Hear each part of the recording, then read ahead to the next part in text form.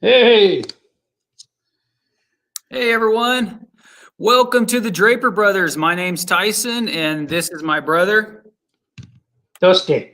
Dusty. And welcome to the Draper Brothers. We got a great show for you guys tonight. One of the things we want to take a look at, guys, is some of the bizarre behavior over the last couple of days. The four B's, bizarre behavior by Barry. So that's what we want to talk a little bit about tonight is some of the things that have been coming to light within the last couple of days. Again, guys, Barry's behavior never ceases to amaze me. What about you, Dusty? What do you think about the latest developments the last couple of days? Hasn't his behavior been bizarre? Yeah, I'm excited about tonight because we have a lot of information that we've been itching to talk about. Me and you got together for like 2 hours and we're talking about going over this stuff and trying to really internalize it because it's really important and it's really I haven't heard anybody else talking about it, so I think we're the first ones. But don't quote me on that because I don't watch everybody's channels. Well, that's the thing, man, is we can't hear everything, especially in one day, but we've heard a lot of information within the last couple of days that we want to pass on to you guys. We feel like it's pretty exclusive. It has to do with Barry Morphew putting the Puma Path house up for sale. There's a lot of scuttlebutt about that and just how he's trying to pull that off. We all were under the impression that Barry could not sell this home for 7 years per Colorado law. And aside from it being an ethical thing, really, I mentioned something the other night on Twitter, and I actually think I mentioned it on YouTube as well. Motel 6 even leaves the light on for you, right? And how in the world can Barry be selling this house knowing that Suzanne is out there somewhere? Wouldn't you think, Dusty, that it would be quite the opposite, that he would have every light in the house on, patiently waiting?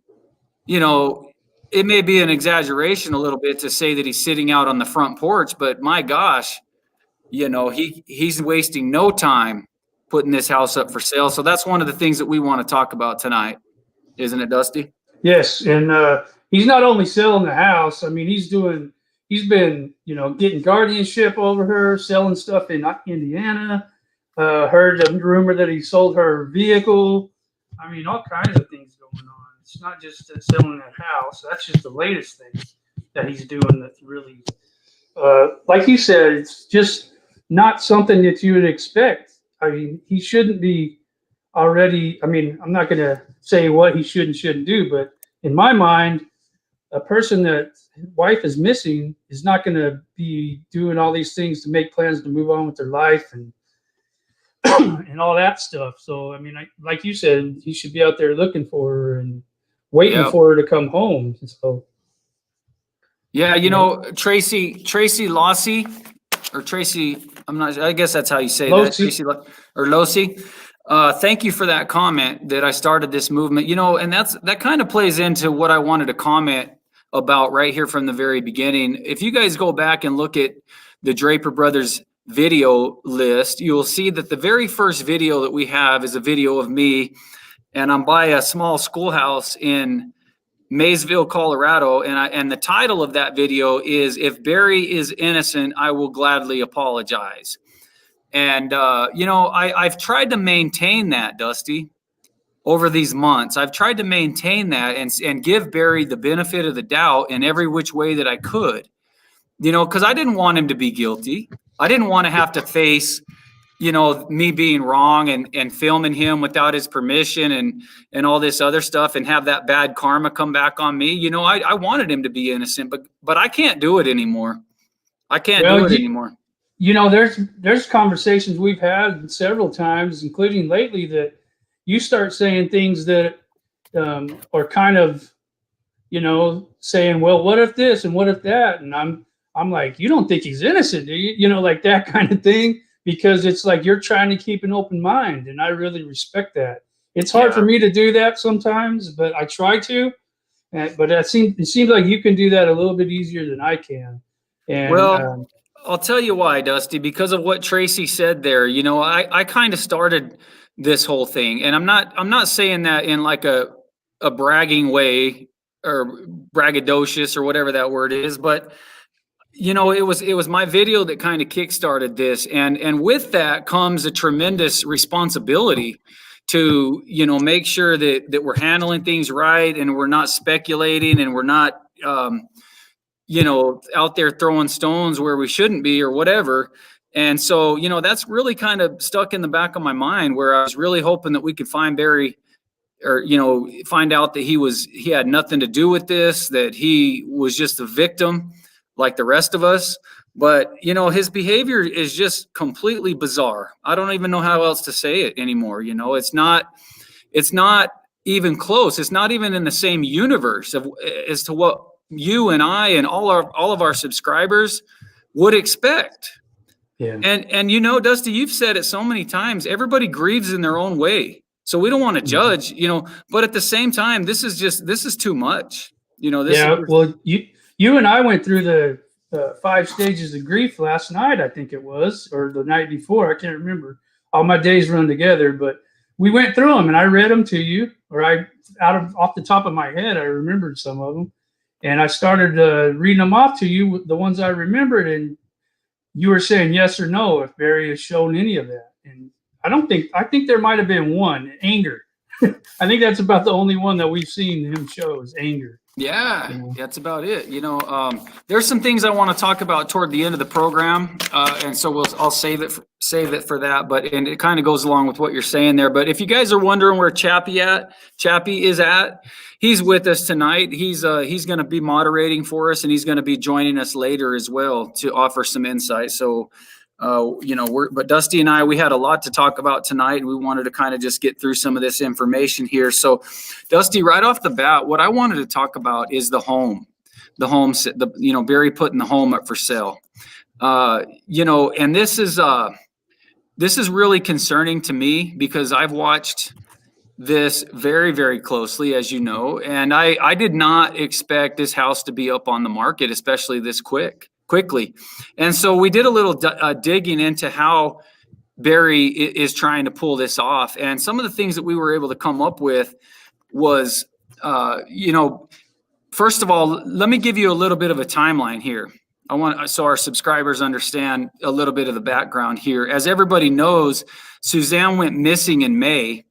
Well, by July and August, Barry was already selling off land in Indiana and making business moves that were kind of, you know, that would raise eyebrows.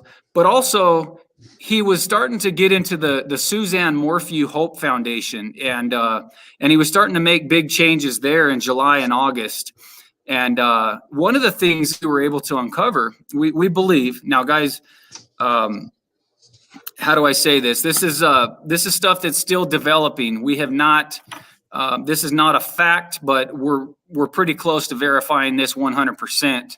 But I want to mention it here because it's very interesting that the sources that we have are telling us that Barry had put the house on Puma Path as an asset under the foundation, under the Suzanne Morphew Foundation.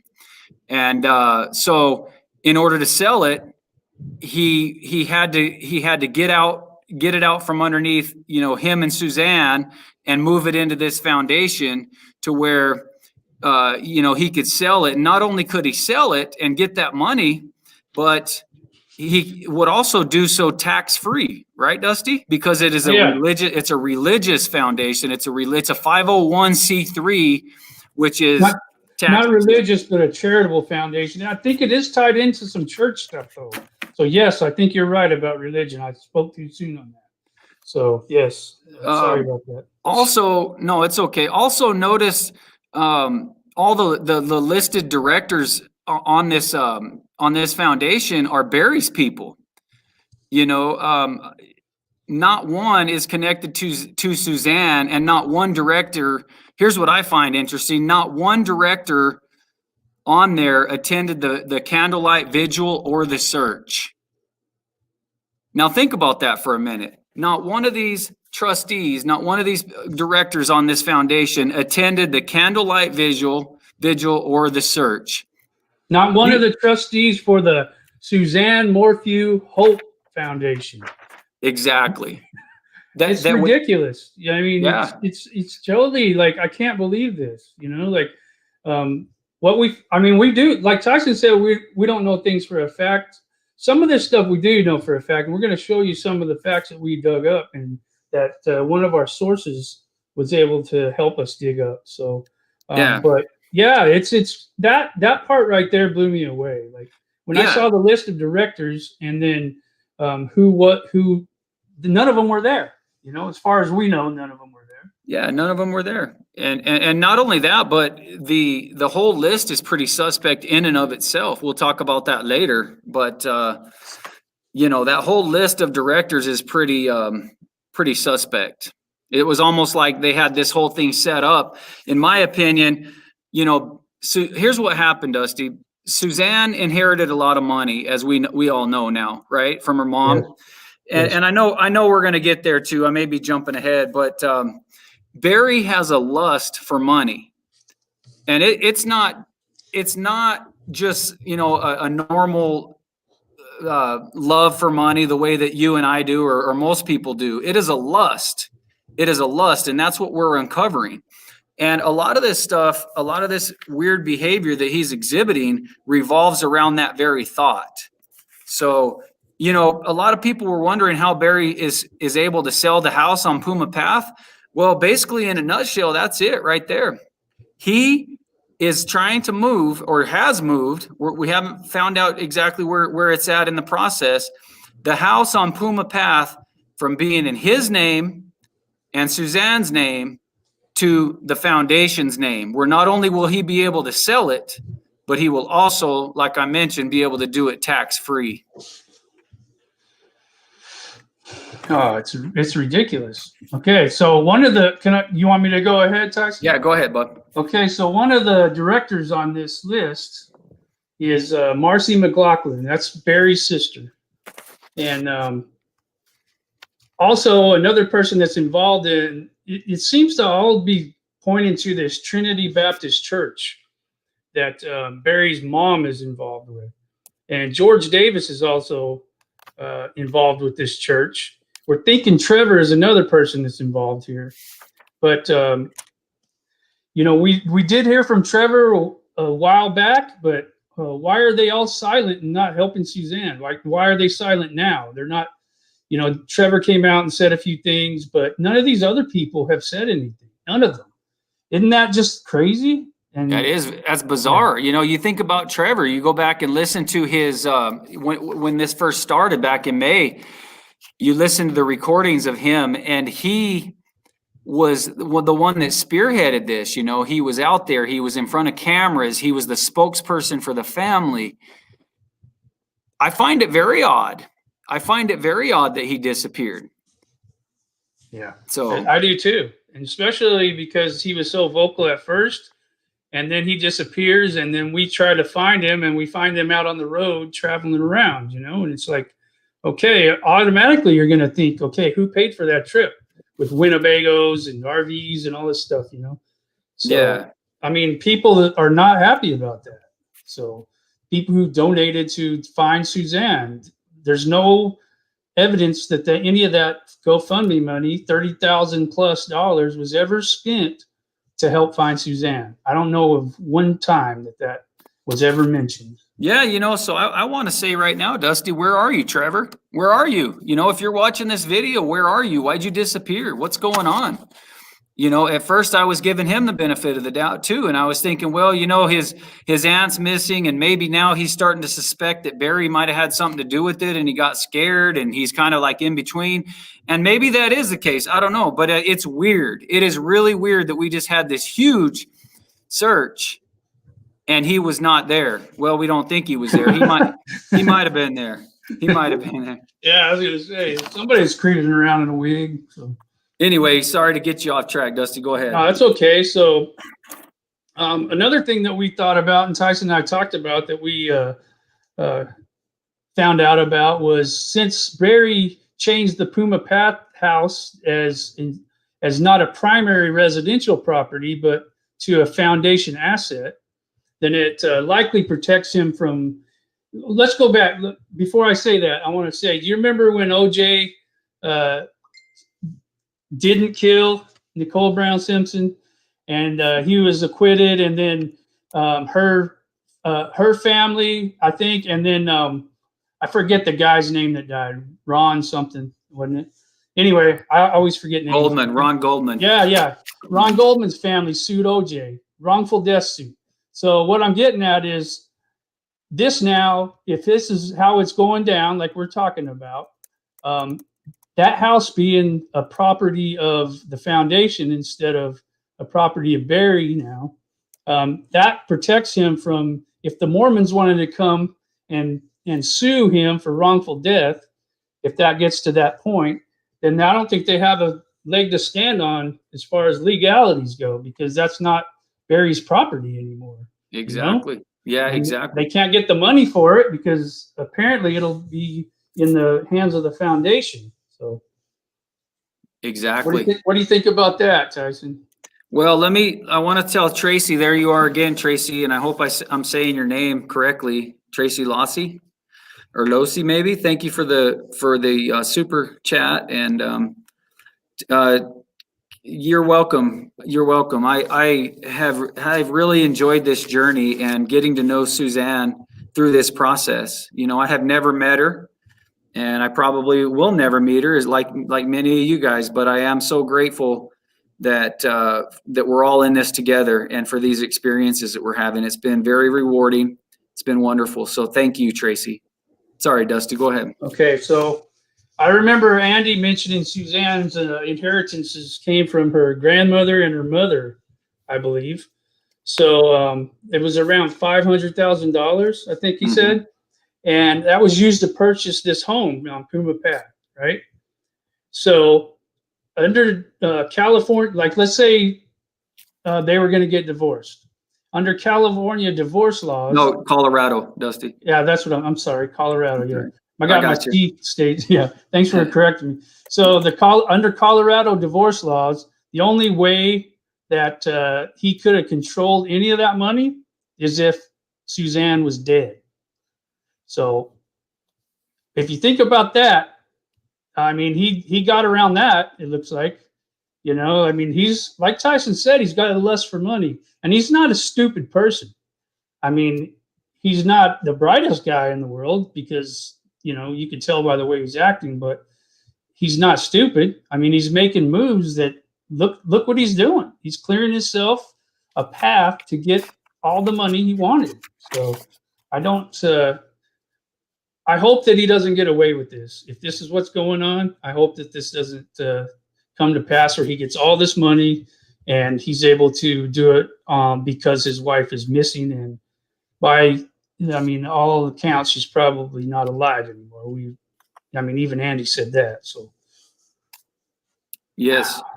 Well, you know, Dusty, one thing I want to bring up, and I hope I'm not jumping the gun with some of this stuff, but, you know, because of Barry's huge lust for money, you got to wonder, when Suzanne inherited that money back in 2014, 2015, you know, I picture Barry's eyes getting this big, you know, like, wow, how am I going to get my hands on that money? You know, and from everything that we're hearing from Andy and other people, you know, Barry was trying every which way to get his hands on that money. He had things that he wanted to do with the money, and Suzanne didn't agree, and it created tension in the marriage. And so I wanted to throw that out there because it's stuff that's leading up to what you're talking about here. This isn't something that just happened overnight and Barry snapped. This is something that's been going on for a long time, and it's money driven. It's a money driven thing here that we're trying to get across tonight. So absolutely. Dusty, do you want to take that question on the screen right there real quick? Thank you guys for all you do. It seems Barry's getting rid of everything that had connections to his wife of almost 30 years. And why is that? She's still missing to us, obviously not to him. Yeah, that's what we were saying at the beginning of this live. We were talking about how he's it just seems like he's moving on with his life. He doesn't. It just doesn't seem like he's. It seems okay. Look, what it looks like to me, it seems like he got divorced. You know what I mean? Like he's not. He doesn't care about her anymore. He's moving on with his life. He's getting rid of all the old things that they had together, the house, you know, and he's. It just seems like that's the way it's going, and I don't understand it. This is not that. I mean, we're going to beat a dead horse saying this, but it's not the way we would expect somebody who's grieving or somebody whose wife is missing. So I don't know what else to say about that because it's just so obvious to everybody else. I don't know why he thinks it's okay to act like that. Yeah. And, you know, Dusty, let's jump back real quick to these directors that we were talking about with the Suzanne Morphew Hope Foundation. You know, you can't help but wonder as you start digging into these facts here that if there's other people involved, you know, if there's other people that were involved. And I noticed some of the people here commenting tonight were talking about how, you know, maybe Barry was using this foundation to launder money. Now, this is total speculation, guys, but maybe he was using it to launder money, and maybe some of his friends like George Davis or even Trevor Noel, you know, maybe they knew about it. But I think it's interesting that all of those directors, they have ties to Shirley Morphew and the Trinity Baptist Church based on her Instagram. You know, you enter Trevor and pastor. And by the way, you know, George Davis is a pastor at this church, and you enter those guys and everyone's silent. You know, everyone's silent, and it makes you wonder again, why are these people silent? What do they know? What's going on? How are they tied to this? You know, yeah, I mean, they're all directors of her foundation, and I don't understand why, if she's missing, why aren't they speaking up? Why aren't they doing things? Yeah, you know, and I remember when Lauren Scharf and we got together in Salida, and we were going around, and one of the places that Lauren went was the church, and they turned her away at the door. That's not like a church to do that, you know? No, you know, you would think, and Lauren was like, wait, what? Like, you guys are going to turn me away? You know, usually when there's a missing person from your congregation, you would have like a vigil, or you would have a prayer session, and you would have, you know, maybe multiple, but at this point, but they haven't done anything. In fact, they've gone silent. I don't know. It just doesn't make sense. And so in my mind, it's like, man, who else is involved in this? What do they know? What are they hiding? And so, you know, as we're talking about this Suzanne Morphew Foundation, you can't help but look at these directors and these people that are on the board and wonder what was really going on here. Absolutely. And so, you know, and what some of the notes that I took here, I want to read from my notes real quick. It says, were the directors on the board wanting control of Suzanne's inheritance, her assets, her house, based on the church teachings, and she was refusing? Why is everyone on the board tied to Shirley and not Suzanne? If Suzanne was not relinquishing control of her assets over to the other directors the way that they wanted to, the only way that they could get control of that and what they wanted was to eliminate Suzanne.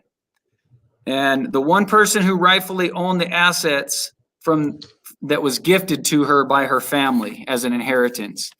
So, you know, it makes, dude, I know this sometimes sounds like wild speculation and wild theories or whatever, but really, I mean, take a look at it. It's like, you know, who are these people, and, you know, what do they know? I mean, were they trying to get Suzanne's house? We've read some things about, you know, a tithe and having donations, and, you know, did Barry get in there and convince these people that he needed their help?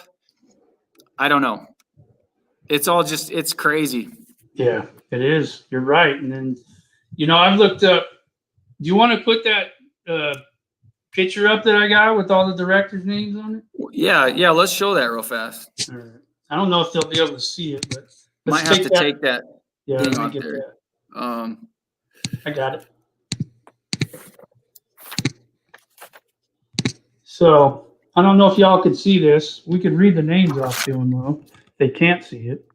You want to read them, Tyson? Can you see them? Yeah, it says Stephen. I can't hardly see it, but Stephen Bolvin, I think, and then Marcy Dolvin, Dolvin. Stephen Bolvin, Marcy McLaughlin, Barry Morphew, Suzanne Morphew, and Joseph. What does that say? Noose. Yeah, Nuce. So I don't know who some of these people are. I don't know who Joseph is yet. I'm gonna find out, but I don't know who they are. I know who he is. Okay, He's who a is guy it? that lives in Anderson, Indiana, and apparently, from what I found out about him, he works for a light and power company.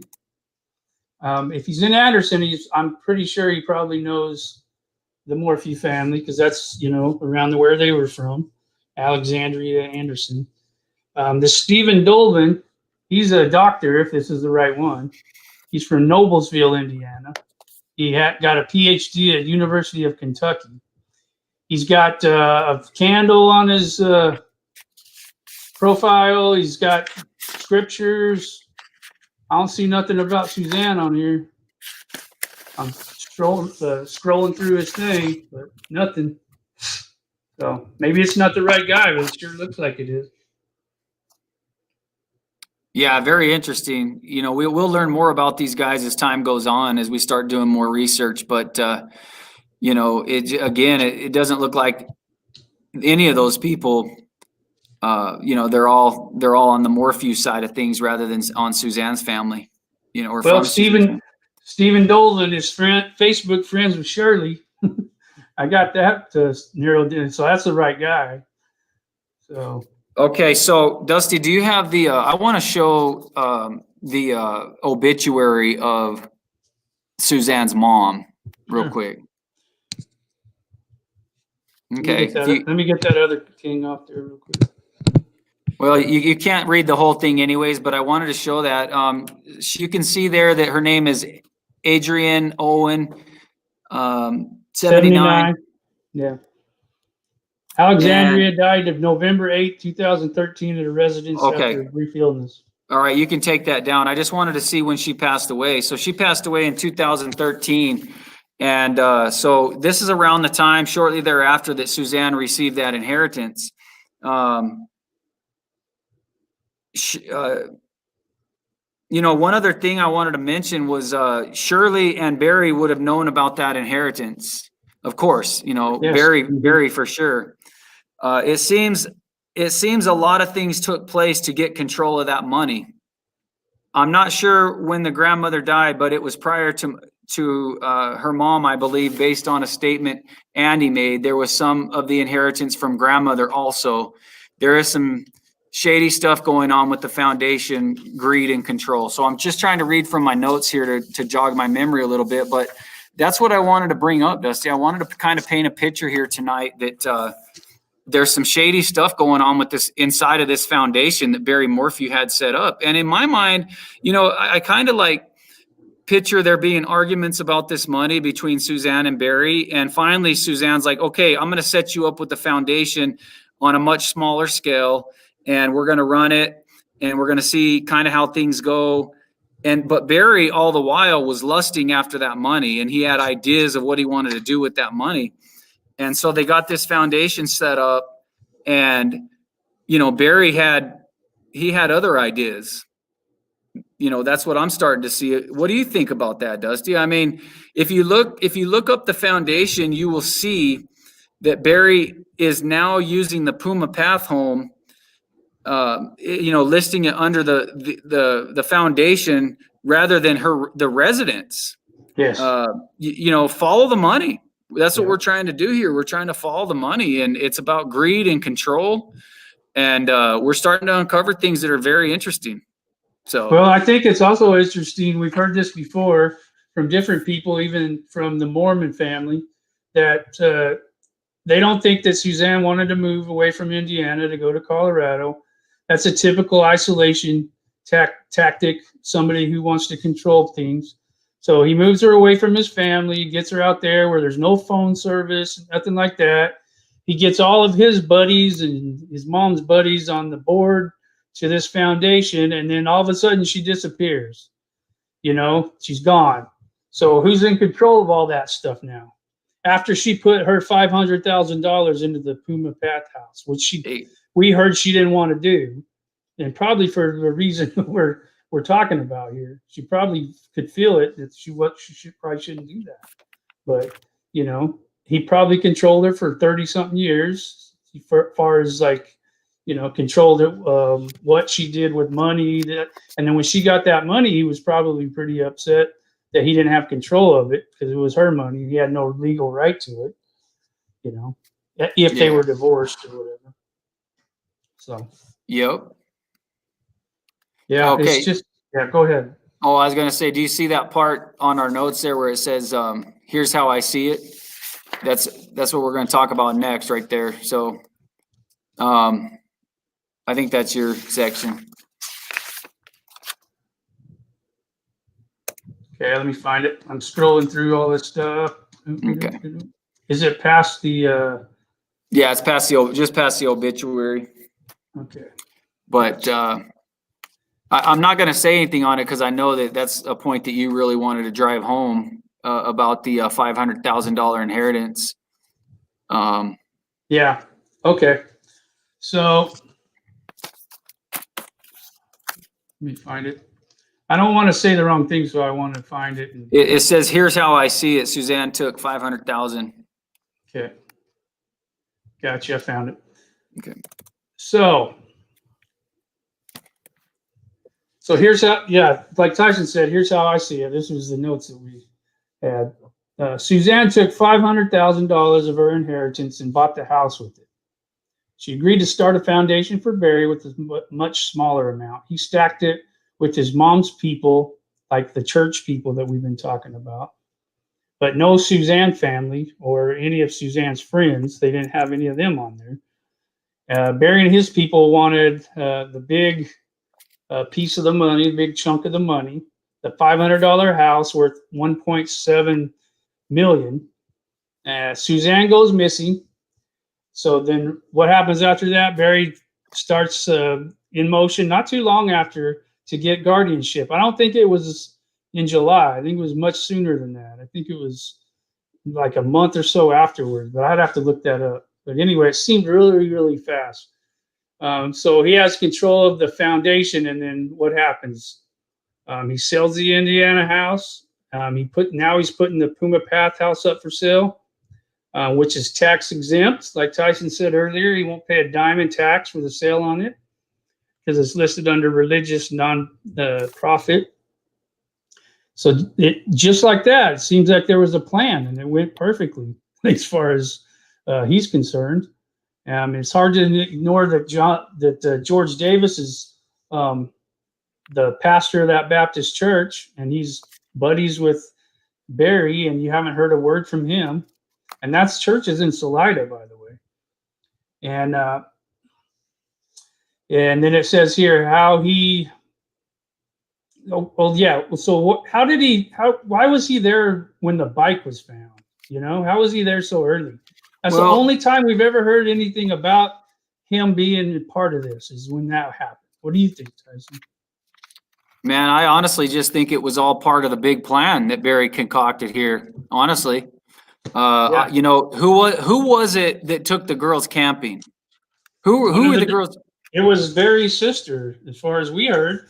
Barry's sister, Marcy McLaughlin, took her. Okay, and she's part of the director's list. Okay, so she had her role. She was to take the girl. Now, I know this has been brought up a million times, and I hate to beat a dead horse, but it's relevant here. Who is going to go camping on Mother's Day? First of all, who's going to go camping during a pandemic? And all that stuff's going on. Well, Colorado was still on a lockdown.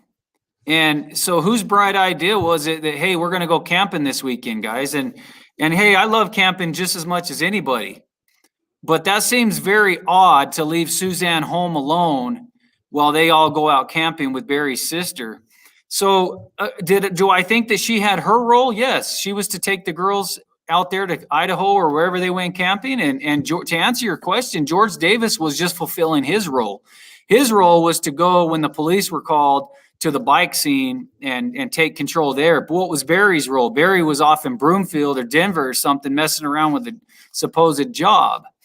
So everybody had their role to play, and that's what we're trying to show here. Is that can I make a point real quick? Yeah, go ahead. So, I'm not accusing, and I don't think either one of us are accusing Barry's sister Marcy of anything, because she might have played a role that she didn't even know she was playing.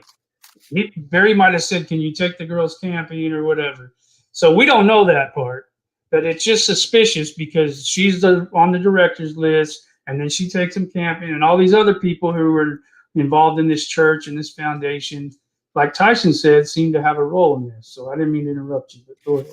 No, but thank you for saying that, Dusty. Sometimes I get a little carried away with that, but you're right. We don't have all the facts, but as we start to uncover the stuff that we do have and it's right before us, it starts to look very suspicious. I mean, Barry tried to do a good job of covering his tracks, and he has done a pretty good job in my opinion, but there's always going to be these little things left behind, and that was just one of them, Yeah. So I'm sorry. I like this this comment here. You guys are cracking the case. Follow the money. I heard a phrase not too long ago. It's cui bono. That means who benefits, and I think that fits perfect here. Who benefits from Suzanne disappearing? And we are going to follow the money because that's where it's taking us right now. And we might ruffle some feathers. We might make a lot of people mad because we're throwing their names out there. And they might say, well, we're not involved, blah, blah, blah. But we're just following the money. We're following the trail, wherever the trail takes us. And there's people that could stop us from doing this by just coming forward and telling what they know. But until then, we're going to keep following the money. And this is where it leads us. And we have documentation that we're going to show, and we're going to share that. And so it's not like we're just running into a courtroom accusing people, or running into the public square accusing people for no reason. There's some facts, and there's some other things, suspicions. That's what we're throwing out. So just letting y'all know that. Yeah, thank you for that, Dusty. So that's pretty much all I had from my notes there. But one of the things that I wanted to well, first of all, do you have anything else, Dusty, from our notes that you wanted to add? Yeah, actually, okay. All right, go ahead. And then I want to Okay. I kind of want to paint a timeline here in just a minute, but go ahead. So it says, what all did this is a question that we had. What all did they funnel through the Suzanne Morphew Hope Foundation? Federal crimes, dirty money, tax evasion. It's no wonder George Davis and Trevor are out threatening and intimidating people like, Morgan is who I think that we were referring to there. And I bet Suzanne wanted no part of any of it. She was just using being pressured to go along. We don't know if she even knew anything about that. If she knew that what was going on, or it was going on behind her back. But she might have, and she might have threatened to go and shed some light on this, and that might be why she's not here anymore. So we don't know that, but go ahead, Tyson. Let's see that timeline thing. I think that timeline is. We've already kind of gone over some of it, but it doesn't hurt to recap. I want everybody to kind of follow me on this. Dusty, if you want to watch those comments, some people are donating to us, and I want to make sure we don't forget them. But sometime in 2014, 2015, Suzanne gets a large inheritance after her mother passed away. And I think we all know, and we've said it a couple of times here tonight, that Barry has a lust for money. He was probably super excited to get this large sum of money. Now, I want to tell you a quick story about a friend of mine, and I'm not going to say his name because he doesn't want me to, but he's a friend of mine, and he knows Barry personally. He went to school with him, and he communicates with him. In fact, he's communicated with him a couple of times since the search. And we were talking the other day, and he was kind of telling me about this lust that Barry has for money. And let me give you a couple of examples here of what I'm talking about. So in these conversations that he's had with Barry, not one time has he brought up Suzanne's name. And I'm talking about, he's talked to him recently, very recently. And he has not brought up Suzanne's name one time. Guess what he has brought up every single time? Money. Sorry, I was taking a drink, but I was trying to do that. Doing the Johnny Manziel. Yeah, money. Yeah, he brings up money. And let me tell you what I'm talking about here. Let me give you some examples. Barry has mentioned money many, many times. He talking to my friend about starting a tree farm, a deer farm, running businesses on his own, running business as a CEO for 10 years for another company prior to starting his own business. He also talks about how he bought the house on Puma Path and the 8 acres that it sits on, but also it is surrounded by 100 acres of national forest. Now, that's significant because Barry told my friend that he did that on purpose, that he bought because he has rights to this land and he can go on it anytime he wants and blah, blah, blah. He can pretty much do whatever he wants out there. Well, one of the things that he likes to do is he likes to roam around and pick up deer antlers and elk antlers and stuff like that, because I guess they can sell and they sell for pretty big money.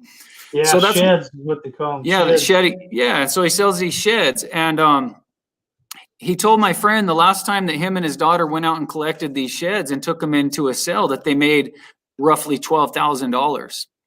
Oh, man, unbelievable. So, he's got a knack for making money. And if anybody knows Barry, you know that he's a hard worker. He gets out there and he does bust his tail, but he does it for the love of money. He does it because he wants more and more and more. It's almost like an insatiable appetite that he can't fulfill. Let's see. I'm going to get back to my notes here. Let me say something while you're doing that. Yeah, go ahead. So that money is an addiction, just like any other addiction. I know about addictions. I've had addictions. I still have some, food, whatever. And it takes you over. It takes over your life. I help people in our addiction recovery program at our church. I've spoken about that before. But anytime you have an addiction, I don't care if it's for money, for pornography, for drugs, for alcohol, it takes over your life. And the only way that you can get past that is to admit that you have a problem and that your life has become unmanageable. And that's not what's going to happen here, I don't think. I don't think Barry's ever going to admit that he has a problem and that he's going to get help for. So it's just going to have to write itself out. It's going to end up destroying him like any other addiction does. Hopefully he'll get, if he's guilty, hopefully he'll get held accountable for what he's done. And then he won't have to worry about money ever again. He could be making like 50 cents an hour or 10 cents an hour in a prison sweeping floors or something. But yeah, it is an addiction. I'm glad that you said he's got this insatiable lust for it, because that made me think of other addictions, and that definitely is one of them. Yes, absolutely. And one of the other things that my friend had mentioned was, in passing, my friend had talked about how he's coached in the past and done, some teaching and things like that. And Barry's like, man, that's all fine and dandy, but you can't make any money doing those things. You can't make any money teaching school or coaching. And my friend was just like, that's not the only thing in life. That's not the only thing that's important in life. And Barry's kind of like, well, what else is there? So yeah. I mean, if you don't know that, then it definitely has a problem. I saw a comment on here that I really liked that said he wanted to be a baseball player. Oh, here it is. BZ Mama. So, there's BZ Mama. I want to say hi to BZ Mama real fast. I want to read her thing. Be the change you wish to see in the world. Now, BZ Mama, I have a lot of respect for you, because when we were out at the search, I actually saw your vehicle. And how did I know it was your vehicle? How did I know, Dusty? I don't know. Does it say BZ Mama on the license plate or something? It does. It does. Colorado license plate, BZ Mama. I'm sorry I gave that out on the air. I'm so sorry. Oh, geez, man. Delete. I know, but you know what? I was so happy to see her out there, and I know she works her tail off for Suzanne, and I just wanted to give her credit. So Thank you, Dusty. I'm sorry. Go ahead. No, that's okay. I think that that was a good point that she brought up, though.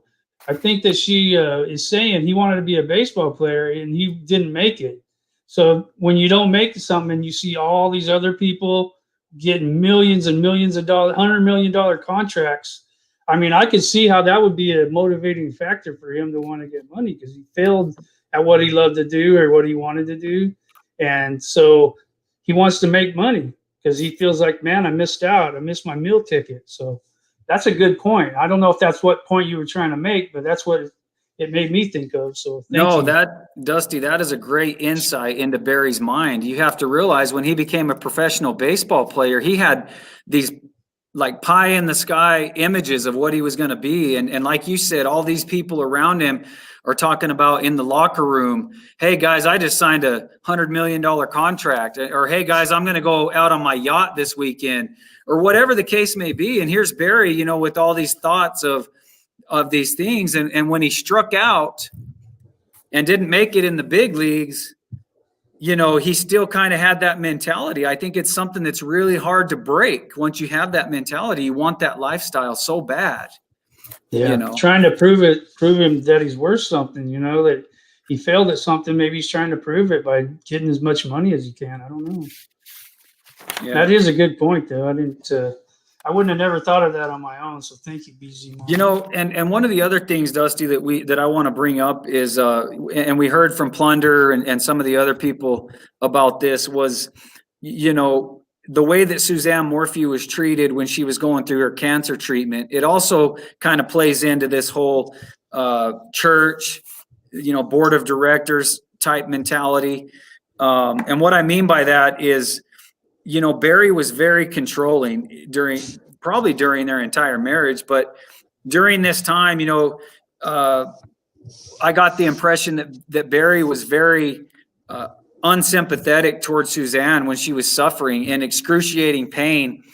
You know, he didn't see, and you know, everything that I've heard and seen, he didn't really care. I mean, he didn't do anything to help relieve that pain. And every idea that she had, you know, he would look at her like kind of side eye, like, are you sure you want to try that? And, you know, and just kind of makes me wonder what was going through his mind during that time. Like, did he really want her to live? Did he really want her to beat cancer? Or was he kind of like, hope, you know, like, this is my chance to get that money. This is my opportunity, because he was very unsympathetic.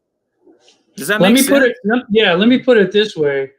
Whenever my wife or one of my kids or anybody that I care about is sick, just with the flu or something like that, what do you think of? What do you think? I wish I could just take that away from them, and I wish I could just be sick in their place or something. But it doesn't seem like that's, like you said, he didn't. It makes you wonder, did he want her to get better? I mean, was he just tired of her being sick all the time? And he just, I know that happens after long-term illnesses. Sometimes people are just like, why don't you die already? You know, like, that's just a normal thought that might come to your head, you know, after the years and years. But I don't think she was sick all that long. And plus, I don't think he ever showed any sympathy. He definitely didn't want her to try any alternative medicine treatments, like we've heard from several sources. So, yeah, it's not good. Not the way he treated her. Not the way we're hearing anyways. Yeah, and it makes me feel like, you know, what was he thinking that whole time? You know, did he want her to beat cancer? And she did beat cancer twice. Yeah. Twice she beat cancer, and the second time, shortly thereafter, within a matter of days, or maybe, you know, a couple of weeks or whatever it was a short period of time that she went missing right after finding out she beat cancer once again. Dang, that's sad. It's terrible. Yeah. It's terrible. So here's somebody did some research for us. Stephen Dolvin is a pastor at Westfield in Indiana. Thank you, Suzanne Thompson, for that and for the donation. We greatly appreciate you. Oh, and BZ, I'm glad you're not mad at us for putting your license plate out there for the whole world to see. So put LOL on after that. I know. Yep. Well, anyway, Dusty, you know, this is all just interesting stuff. It's little nuggets, like I like to call them, as everybody knows now, of information that may seem insignificant at the time, but as we put this, this puzzle together and get these little pieces, it starts to make more and more sense. So I wanted to mention, we have some tax information that we got off the internet. You probably won't be able to see it here on the screen, but we have a link to it, and we could post the link in the description after this is over, so y'all can go look at it for yourselves. I can try to put it up, but I don't know if you'll be able to see it because it's pretty small writing. But here's part of it. This is page 1 of like 6 pages of it. Lists Puma path right here, and this is there's a return of organization exempt from income tax form is what it is. It's a 990EZ is from 2018. So yeah, so we have documentation that says that what they're doing with this. You guys can go check it out for yourselves. Like I said, I'll post the link to it because it's real easy to find. So you can go check it out. But just so you know that we're not just blowing smoke and we're not just making everything up. We do have some documentation to go along with it. Thank you, Dusty. Mm-hmm. Hey, with that, that pretty much concludes my notes.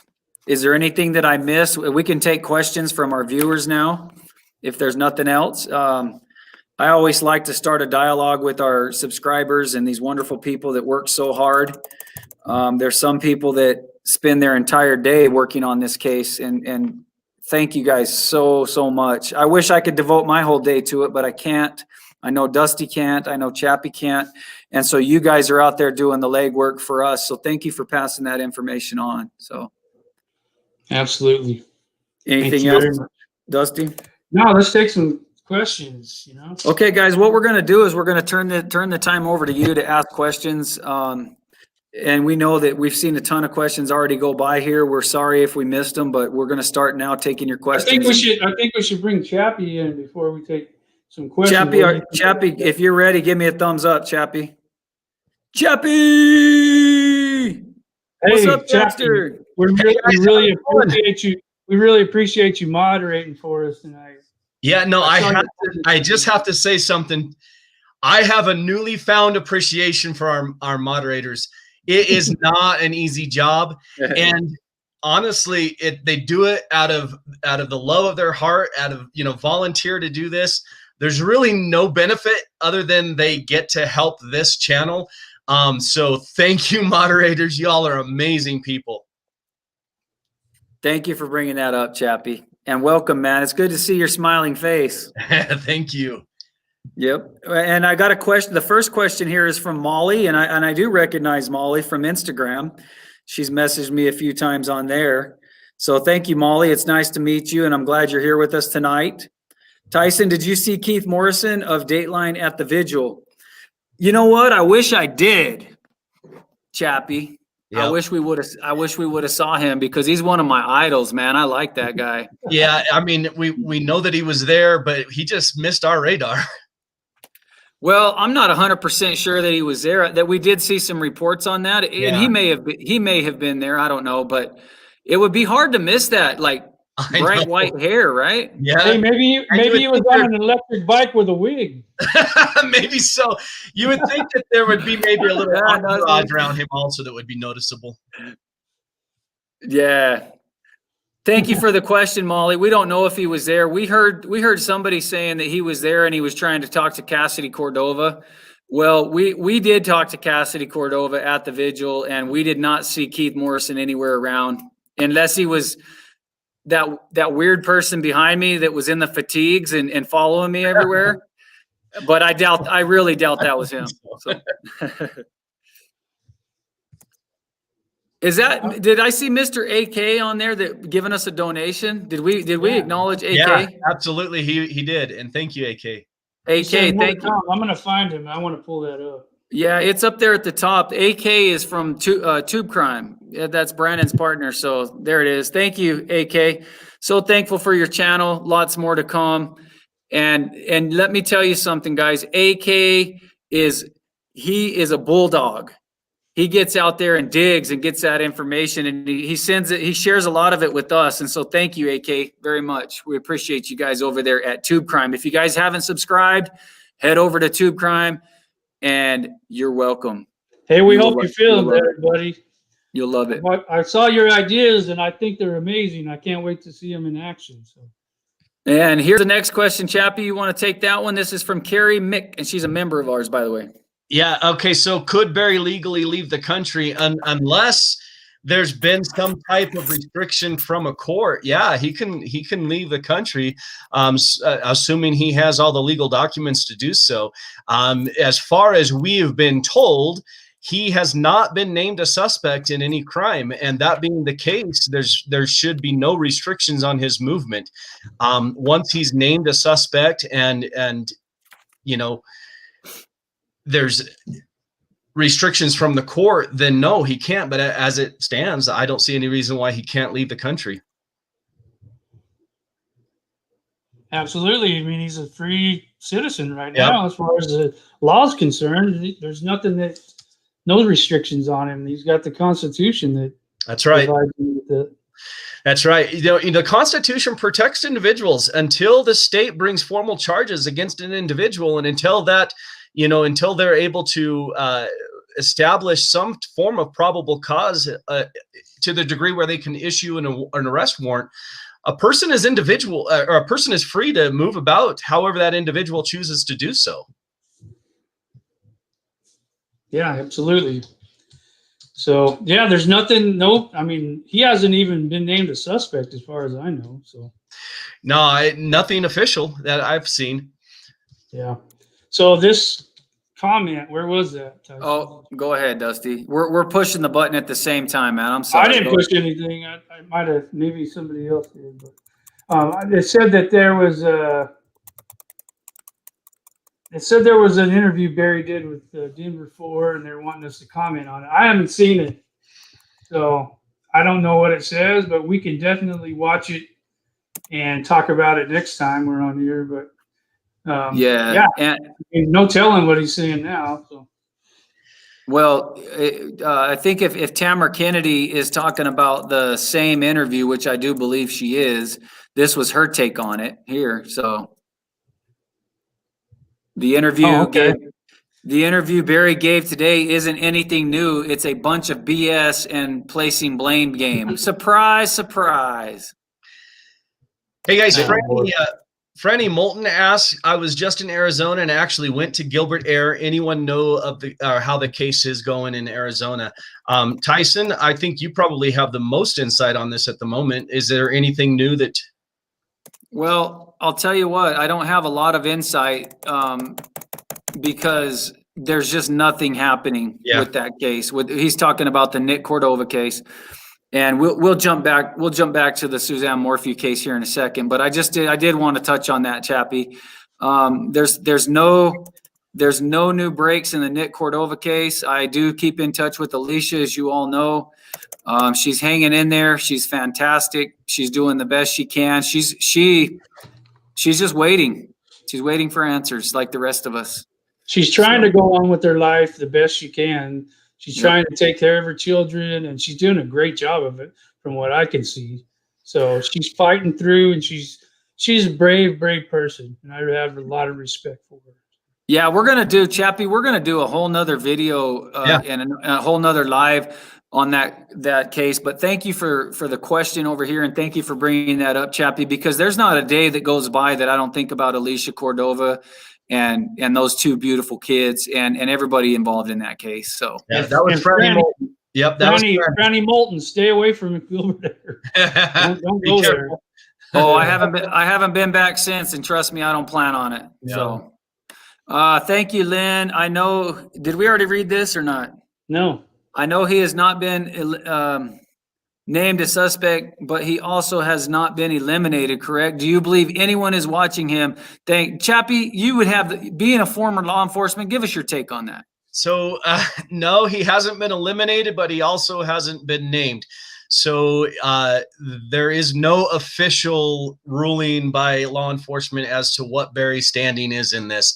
And that's not untypical. I mean, until they have enough solid evidence to be able to secure some type of arrest warrant, that we're not going to know about it. Do I believe anyone's watching him? This case has been strange. So I think in a typical case, yeah, they would be monitoring his movement as best they could within the legal bounds of the Constitution. But I don't know. I really don't know if anyone's monitoring him or not. Well, if they're smart, they are. I hope they are. We don't know. I hope they are. You know, we've got to just leave that to law enforcement and hope that they are. But man, sometimes I wonder. Sometimes I hear Barry's out doing this and that and everything else, and you wonder, gosh, isn't anybody watching this guy? Yep. But who knows? I want to make sure we get.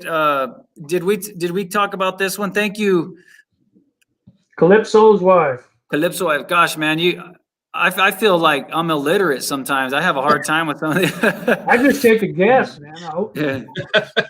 But it says, love your work, guys. You guys really dig deep, hoping for a good outcome for Suzanne. Thank you. We all are. And thank you so much for the super chat and the donation. Dusty, how did you say that again? Calypso's wife, I think. Thank you. Calypso's wife. Yeah. And I'm just going to warn you, Brandon, right up front that AK's got your credit card going again here tonight. So,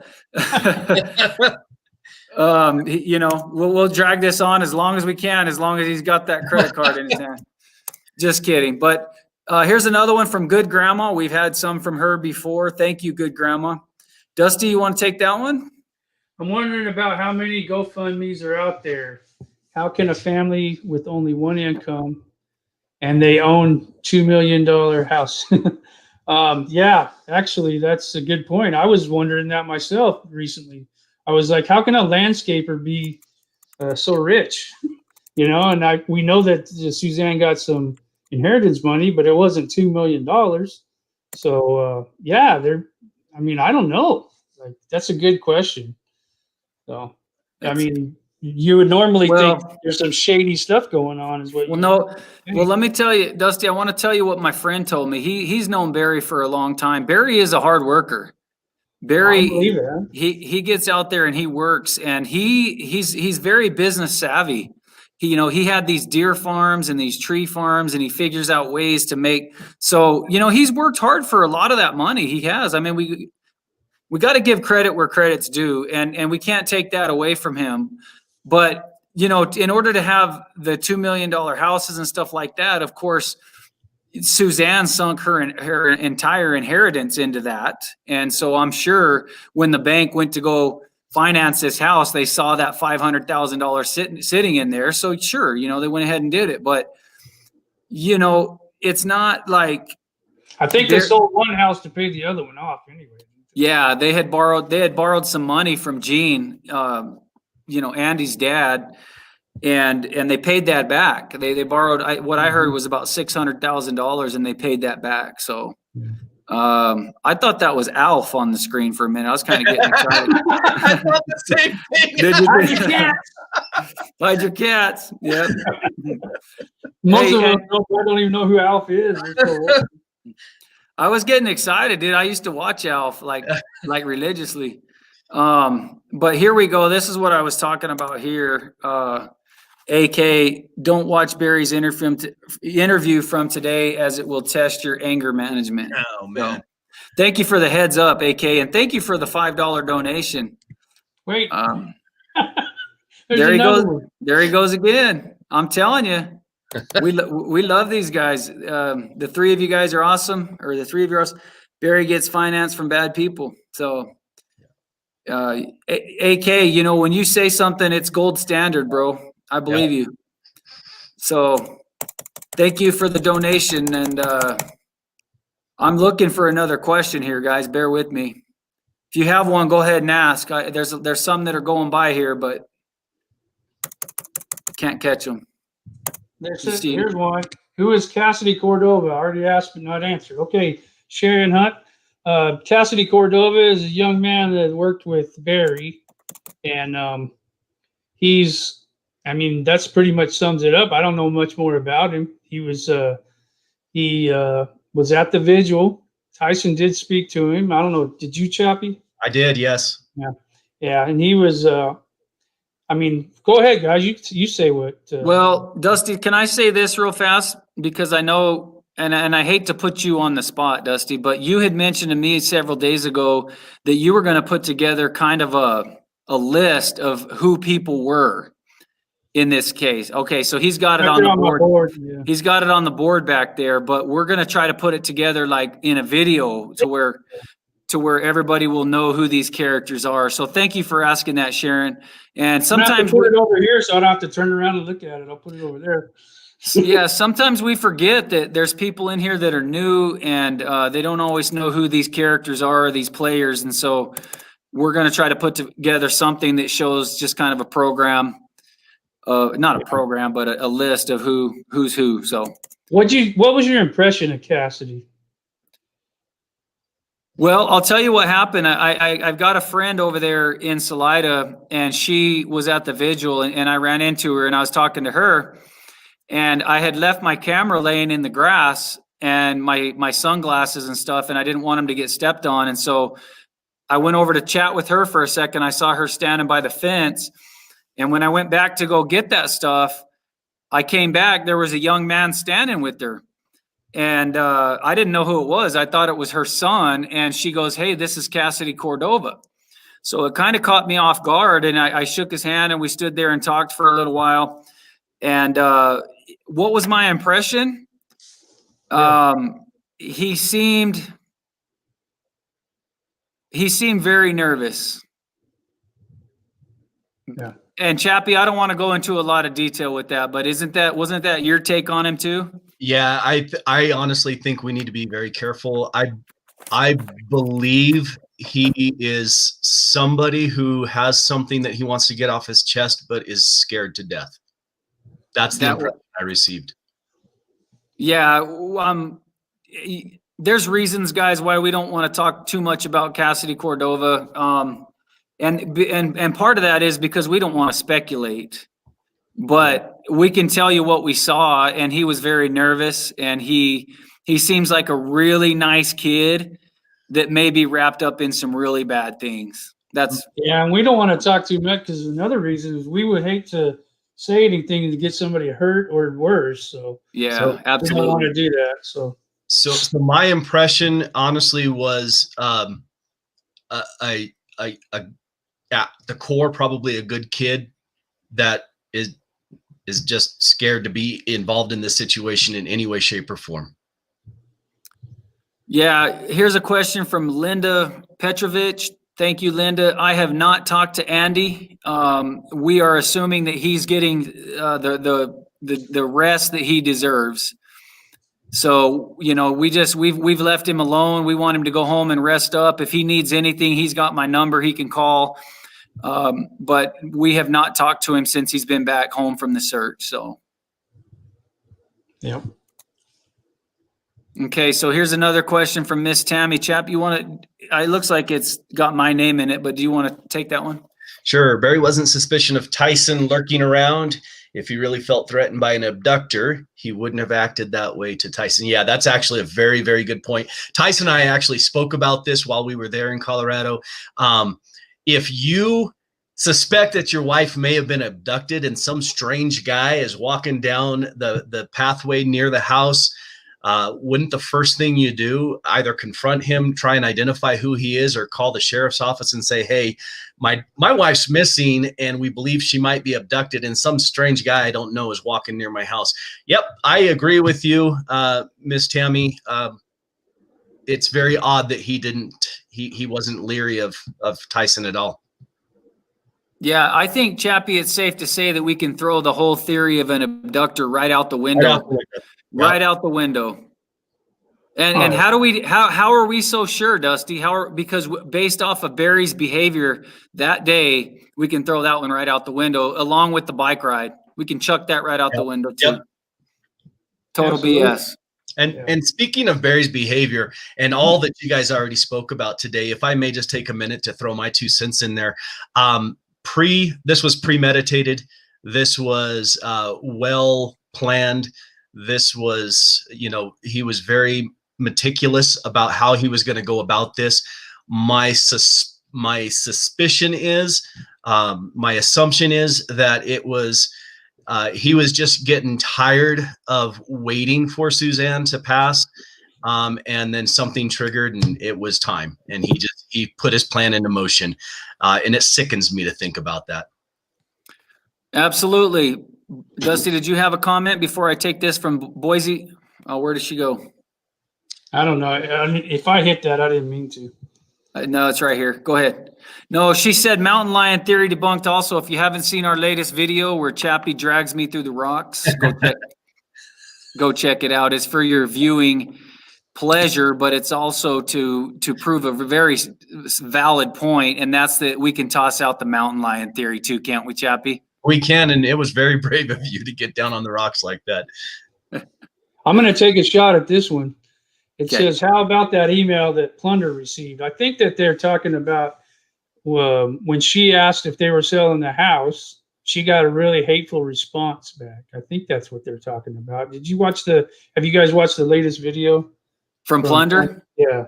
Yes, I did. I watched it. So she had somebody that responded back to her saying that if she used any of those photos from inside the house, she was going to be in trouble. Well, I can tell you as a professional photographer, that's BS, because you can use stuff, fair use. There is certain situations where somebody would have their stuff copyrighted, but I'll tell you, they've been fighting this kind of stuff for years and years. There's a guy that he's an artist, and he takes people's Instagrams, he puts them up in galleries and sells them for thousands of dollars, and just to prove a point that he could do that and that they need to have better laws when it comes to people's properties as far as creativity. That's a smart man right there. But yeah. So anyway, that's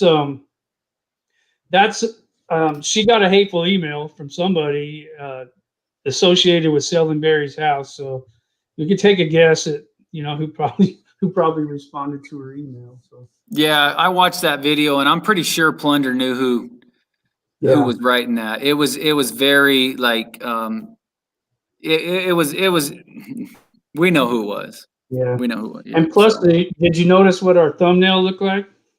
Had right after I watched that, I put the house on there. Yeah, I saw that. That was funny, Dusty.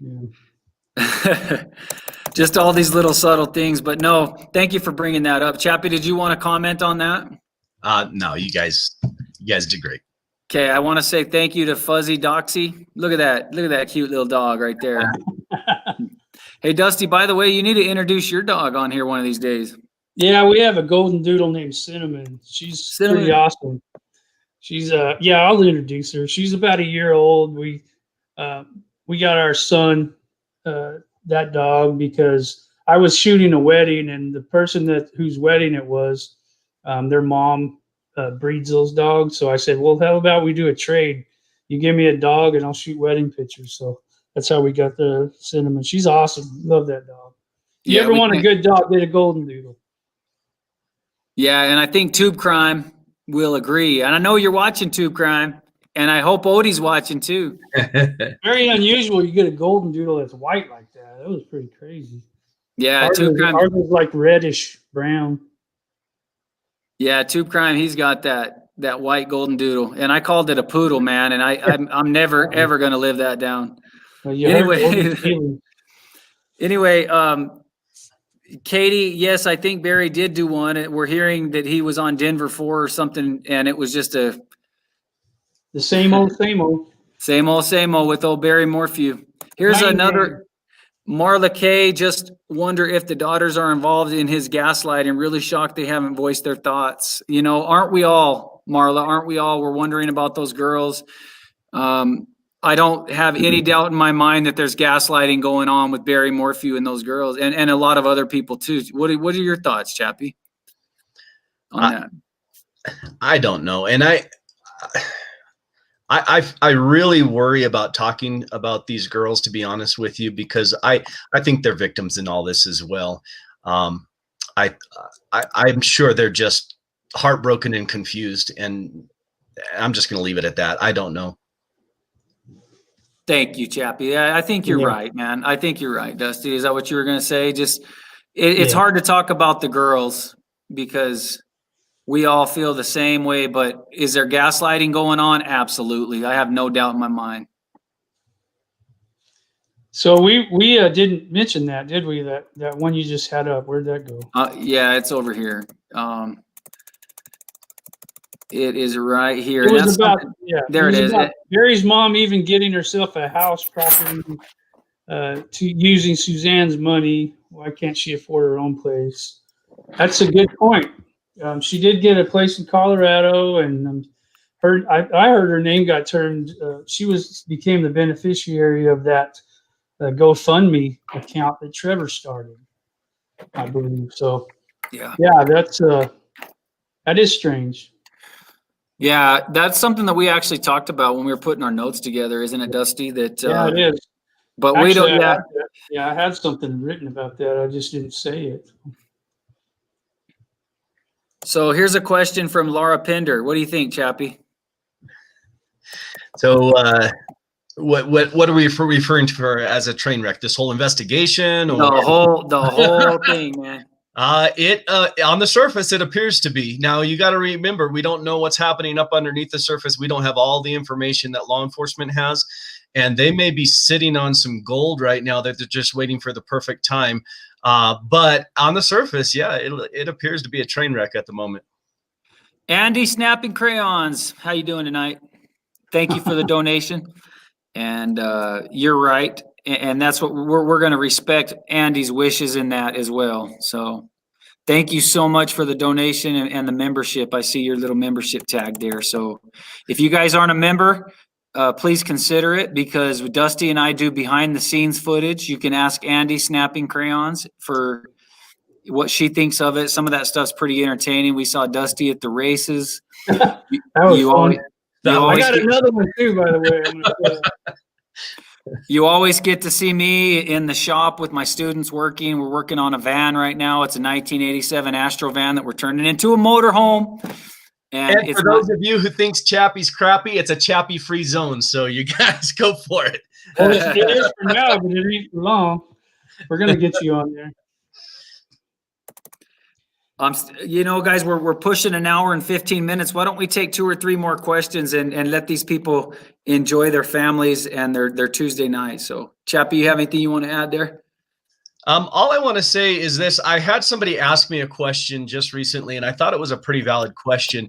With all of the sadness, the destruction, the devastation, and the personal events that I've been involved in that have literally been life-altering, how is it that you have a smile on your face all the time?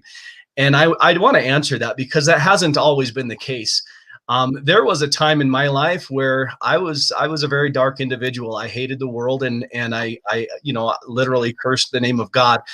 There were a lot of things that I didn't understand, and why things happened the way that they did. But I had some very good mentors that took an interest in me and decided to come into my life and help me out when I needed that help. And they were able to help me to have a new perspective on things, to understand what life truly is, right? And life is exactly what we decide it to be. We have control, and one of my favorite people in all of the world is a man by the name of Viktor Frankl, and I encourage you to go out and read some of his books. But Viktor Frankl was a Holocaust survivor. He lost his family. He lost everything that he knew, everything that he had worked for in his life. Nearly lost his own life while he was in these concentration camps. But the thing that he said was, and I'm paraphrasing, so forgive me if the quote is not necessarily a quote, but basically what he said is, you can strip a man of everything. You can take every freedom from a human being, but you can never take the last freedom, which is the man's ability, to choose his attitude in any given situation. And that's exactly what I've come to find out, that in every dark and negative situation, there's always some positive that you can find. There's always a silver lining. You just have to be open to the idea. You have to look for it. And although there's some incredibly tragic things that are happening around us, and the subject matter that we're talking about is very depressing. We have so much good if you just look at this community, and if you just look at everything that's going on around you. Yeah, what happened is bad. What happened is terrible, but we also have a lot of good and positive things that are coming out of this.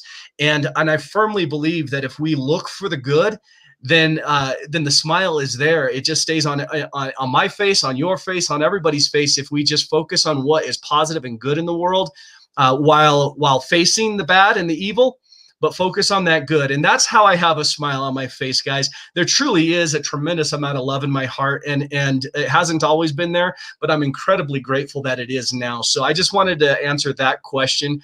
It's a fair question. I've gotten it more than once, and it became something that was front and center just recently in my life. So that's the long, short answer of it all. Hey, Chappy, I was going to tell you, I love that video with you and Abby. I haven't got to tell you that yet. Oh, man. I love my girls. I've got a couple of more that once Abby decided to go ahead and do that video with me, a couple of my other daughters have now gotten the courage to do so as well. So just be on the lookout. I'm going to have a couple more come out with my daughters. They're just amazing creatures. I'm so blessed to have them in my life. That's awesome, man. I second that, Chappy. Yep, I spent a little bit of time over at your house and got to know your family a little bit, and I think you're right. You're a blessed man. You're a blessed man. So, so we're gonna take probably 2 more questions here, guys. But before we do, look at this, Chappy. There's just so many people in the comments right now that are just sending you lots and lots and lots of love. And guys, you probably all get tired of me saying it, but man, I'm just so grateful for these people, Chappy. Me too. And I don't mean to say it like these people. I mean, you guys are wonderful. You guys are wonderful. Thank you so much for letting me be a part of this community. And that's exactly what it is. It's community. And I'd go so far as to say, you know, we're building a family here beyond community. Absolutely. Yep, I agree. You know, this is, you talked about it in one of your videos, Chappy. You don't think I watch all your videos, but I do. I'm actually kind of stalking you, bro. Your videos, they're pretty amazing. But you talked about planting a seed in one of them. And you know what? I want to say this because that video that we put out today, at the very end, it talked about plunder. And I don't think John... what is his last name? Schmitz? I don't think John Schmitz meant anything bad about what he was saying about plunder. But I can tell you guys that when it was in the beginning, when I filmed Barry, it was just the very beginning of COVID-19. And as everybody knows, the news media was fixated on COVID-19. This case was getting absolutely no coverage, zero. The only ones covering this case were myself and Plunder. Now, I'm sorry, there was probably other people, but in my mind, that was all I was seeing at that time. So Plunder deserves a ton of credit. Now I want to get back to that seed. I told Plunder a long time ago, I told her, Plunder, and I know that's not her real name, but I said, Plunder, we're planting a seed. I said, this is going to grow. And I said, one of these days, this case is going to take off. And in those moments, they were dark and they were hard because I just wanted people to look at this case. You know, I wanted to solve it. I wanted to know exactly what happened. And I couldn't. And we've just had to sit back and watch it grow like that little seed. And guys, this is growing into the most beautiful plant that I couldn't even have imagined. With all these subscribers and meeting people from all around the world, I'm just so very grateful. I can't say it enough, guys. I don't say that. I'm not saying that for money or for fame or popularity. I'm saying it from the bottom of my heart. This is an amazing movement that we're a part of here. So that's all I wanted to say, guys. You guys have anything else to add to that? Go ahead, Chappy. I'll talk after you do. No, I've said what I wanted to say, and I agree, Tyson. Just absolutely amazing people. So I want to say something. Tyson and I were talking a couple of days ago. We haven't even asked Chappy this yet. I don't think Tyson has, but there's been a lot of people talking about, asking about my addiction story and my recovery story. And I kept saying, well, I'm not sure people want to hear about it on this channel. So I was going to ask Chappy, would he mind if I came on his channel and me and him could talk about that story? I think that's a better fit. Yeah. I think that's a better fit as far as what we're doing here and then what he's doing over there. So, hey, Dusty, but listen, man, having said that, you're welcome to do that anytime you want on here. I think it could, it could benefit a lot of people. So, yeah. And hey, you know what? We have good people on both channels. So let's do it, brother. Yep. And they're right there. Lisa Marie, thank you very much. I want to hear about your addictions, guys. I'll tell you right now, Dusty Draper is one of my heroes. Yep, the stuff that he's overcome and the things that he's able to do and take control of his life. He's the man that you guys need to listen to. So anyway, that's all I want to say, brother. You always toot my horn. I want to toot yours, brother. You're a great man. So I appreciate it. Can I toot your horn just a little bit also, Dusty? And I don't know that I've ever said this to you, but I was super frustrated with you at one point in my life, and worried that I might not be able to overcome that. But bro, I'm gonna get a little. I watched you, man. I watched you from a distance. I watched you grow. I watched you overcome. And I watch what you have now, brother. And I want to actually publicly, I don't think you ever knew the animosity that I had once for you. And I want to publicly just ask for your forgiveness, because I've seen what you've done. I've seen the hurdles that you've overcome. I know how far you've come from where you were, and you are not the person you once were. And I think your story must be told. So thank you for being open to that. Well, I didn't know that, so you didn't have to tell me.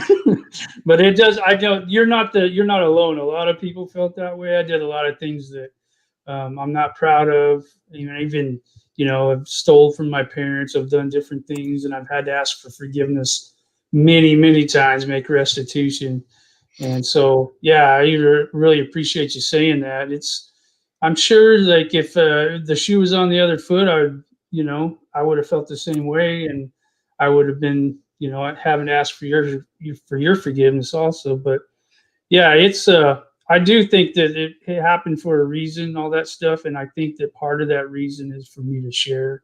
And I've shared it many, many times. I've been to schools and talking about it. I've been in church groups talking about it. I've done different things, and I want to put it out there. I want to talk about it, because if it can help just one person, then that's all that matters, And I know when I was going through my active addiction, I wish that somebody would have reached out to me and told me about their recovery and how they succeeded, because it's not easy, but I'm proof that it can be done.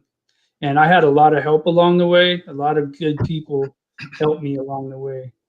And one amazing girl took a chance on me and married me, and we started a family, and that was a blessing from God. There's no other way to say that. There's no way I deserve her, but she's amazing, and I have wonderful parents that supported me, many people that still support me, and that encouraged me to do things. Tyson remembers back when I was first, out of jail. Me and him were working on this building, and I just sat there and I cried. I'm like, what am I going to do for the rest of my life? I have no idea.